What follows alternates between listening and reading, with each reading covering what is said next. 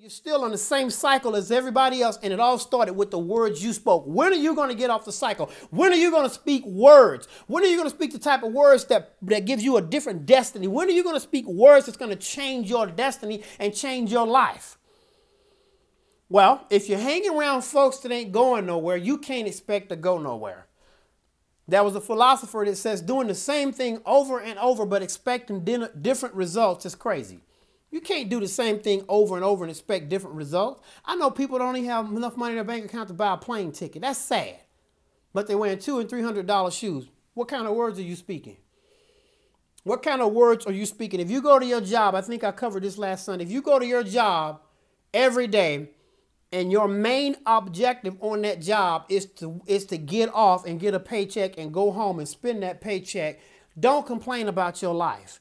Because you have chose that life. Your words frame your life. But if you say, I'm going to go to this job and I'm going to work this job like it's my job, like this is my company, pretty soon you'll probably own that company because your words are framing your destiny. Your words frame your destiny. And I'm not just telling you something. I know what I'm talking about because I framed my destiny. My life right now is exactly like I spoke it. So I can talk about this, and I ain't bragging. I can talk about this because my words framed my life. My words continue to frame my life. Do I mess up? Do I get it wrong? Yes, but I immediately check myself and say, hey, you need to change what you're speaking. Because what you're speaking is what you're going to eventually do. Because when you speak words, you send them out into the atmosphere and the enemy knows what to connect to. The book of James talk about you being led away by your own desire. Your desire starts out in the form of words. In the form of words. Okay, let me go to my next point. Everything you do determines how you communicate. Now listen to this. The Bible does not say do not go to the club or do not watch R-rated movies. But these situations allow ungodly things to enter your heart, which will eventually corrupt your communication.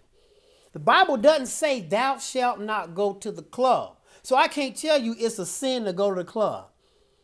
But when you go to the club, you ask yourself, why am I in the club? There is nothing in the club that's going to help my spiritual walk. There is nothing in this atmosphere that's going to give me godly communication. So therefore, when I go to the club, even though the Bible says I don't have to go to the club, whatever's in the club, whatever they're talking about, whatever they're doing, whatever in an R-rated movie, whatever they're talking about, whatever they're doing, and I just use those two illustrations. You can use this for anything in your life.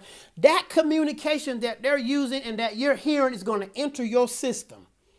Now, Ephesians 4:29 says, let no corrupt communication proceed out of your mouth, but that which is good to the use of edifying, that it may minister grace unto the hearers.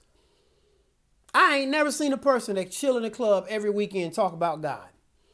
I ain't never seen a person that constantly does everything that the world do and constantly behaves just like unsaved folk talk about God. You can't do both. The club fills your heart with unbelief. And I'm just using the term club. A club could be anything. Any negative people that you're around that are not, then it's not conducive. Any situation that's not conducive to your spiritual man will cause corrupt communication to come out of you. And you said, preacher, how you know?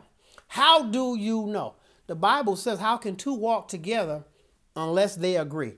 Now, I'm going to tell you what the religious folks going to do.